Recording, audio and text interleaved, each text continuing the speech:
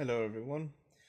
I'm going to start off by saying that I think I'm going to try a different video upload schedule.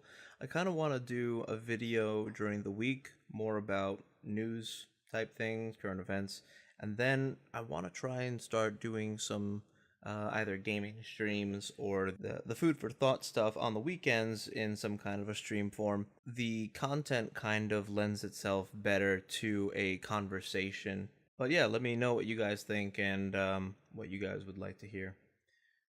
So today we're going to talk about Overwatch League, and specifically we're going to talk about this article written by Julia Alexander from our favorite gaming journalist website, Polygon. Title: Overwatch League needs to figure out what it means to be a professional player. Now, if any of you guys have watched Overwatch League or kept up with the news of it, you'll know that the prodigal son that we will talk about today is tank player xQc, who has been in hot water for quite some time regarding his behavior while streaming from his own channel. Already I can feel as if this article is mainly just going to harp on the gaming scene and how it's dangerous or toxic or just a bad time for everyone, or it's non-inclusive. So let's see. The Overwatch League has a player behavior problem, except it's not just an Overwatch League problem, it's a culture problem, and one that has been festering on YouTube and Twitch for years. YouTube and Twitch are platforms that breed toxicity. Got it. Nailed it. And creators are often rewarded for their bad behavior. Really? The creators of YouTube are rewarded for their bad behavior. The creators of Twitch are rewarded for their bad behavior. Okay.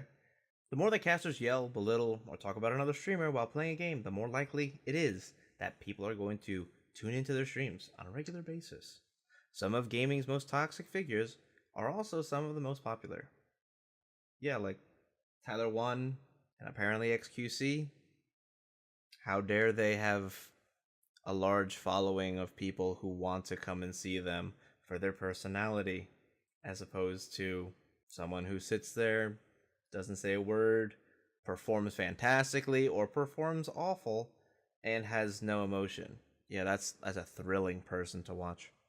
xQc, a professional Overwatch player who was suspended and fined $2,000 by the Overwatch League for making homophobic comments on his own channel, and has long been regarded as an aggressive streamer. But interesting how they criticize this player on his own channel for the things that he does.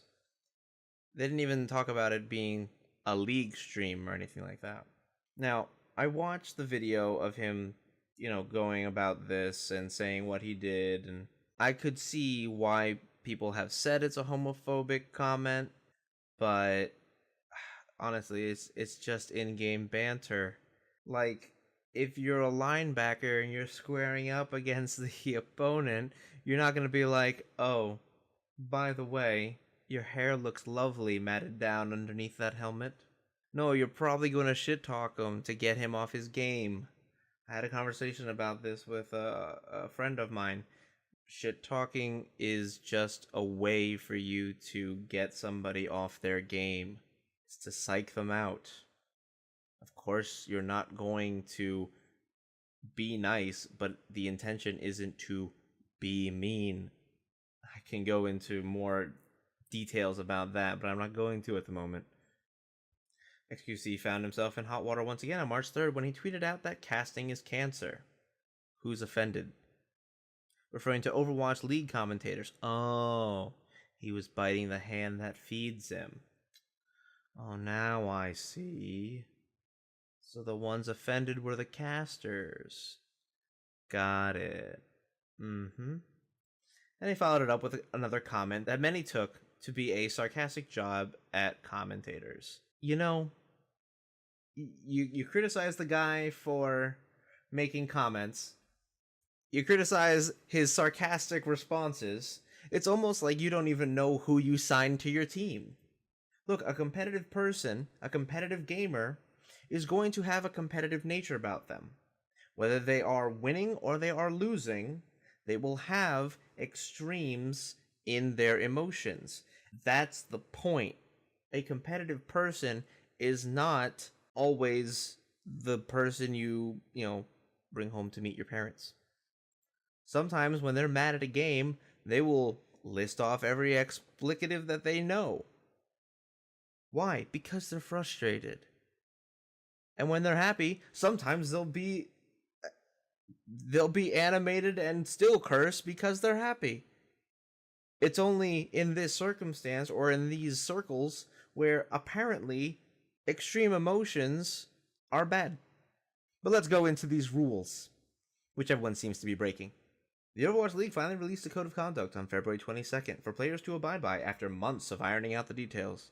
You think they would have ironed out the details before they started the league? I can't imagine what they were up to beforehand. Let's take a look at this code of conduct, shall we? Alright, and they are as follows. Let's just point out the ones that jump out at me. Not engage in any activity or practice which brings him or her into public disrepute or scandal.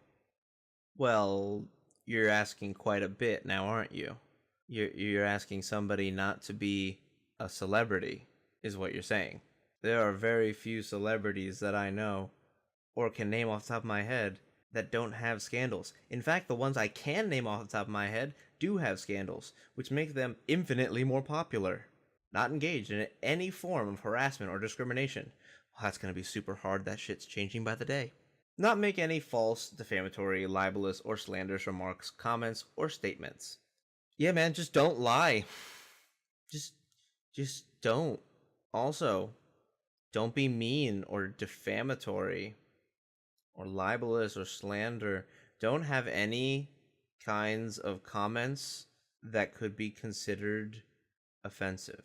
Of course, defamatory and libelous comments on a extreme scale are bad, but that also goes with the third bullet point, which is comply with all applicable laws at all times. Surprisingly, libel and slander, they have laws for these things. So basically, what I'm seeing here is, oh look, we're going to put your face out there for thousands, maybe millions upon millions to see. But don't you dare start being a celebrity. Yeah, treat streamers like children. Can't imagine how that's going to turn out for your business model.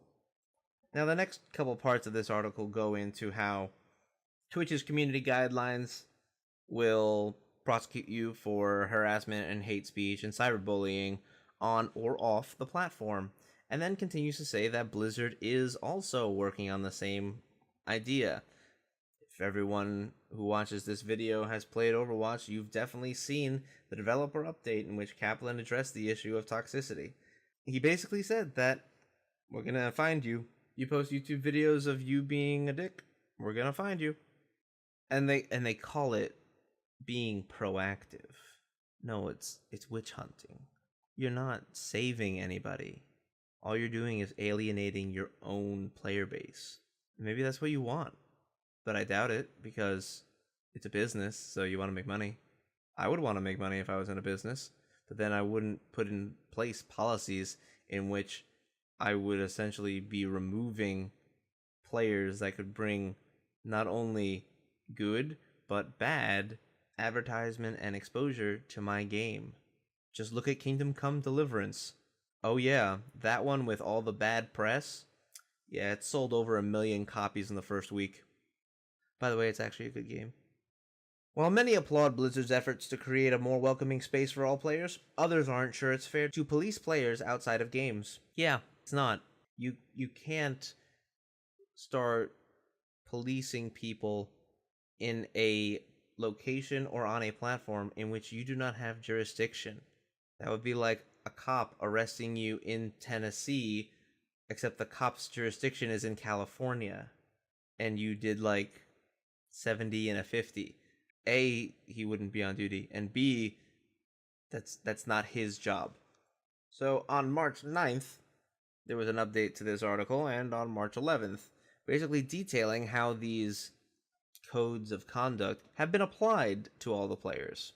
The Overwatch League Commission doled out consequences to 4 players whose behavior violates the new code of conduct. Wonder if you didn't retroactively do that one. And then, on March 11th, xQc and the Dallas Fuel have mutually agreed to part ways. Yeah, I'm sure you guys mutually agreed to part ways.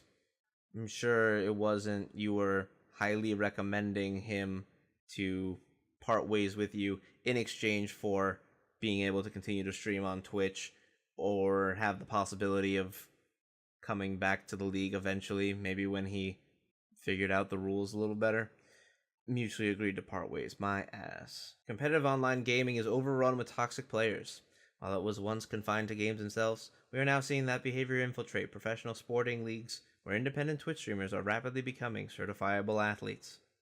No, and no. Competitive online game is not overrun with toxic players.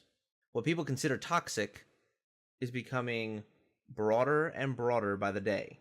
And no, the toxic behavior isn't infiltrating professional sporting leagues, unless you consider it the NFL, but that's a whole nother story. Bray Rice. Where independent Twitch streamers are rapidly becoming certifiable athletes. Certifiable? No. Athletes? Bigger no. Look, there are so many issues with the gaming community nowadays, and once upon a time, I really thought the Overwatch League could be a good thing. But if this is how their first season or first year in existence is going, it's not going to go well. It's not going to continue well. And there's going to be bigger fallouts than just a couple players and some fines. It's not a threat. It's just how it's going to go. I feel it. But that's going to be it. Do you agree with the article? I don't. I made that perfectly clear. This video has been a struggle to make because my mic stopped working twice and I had to re-record it twice. So I'm going to go now. See you guys later.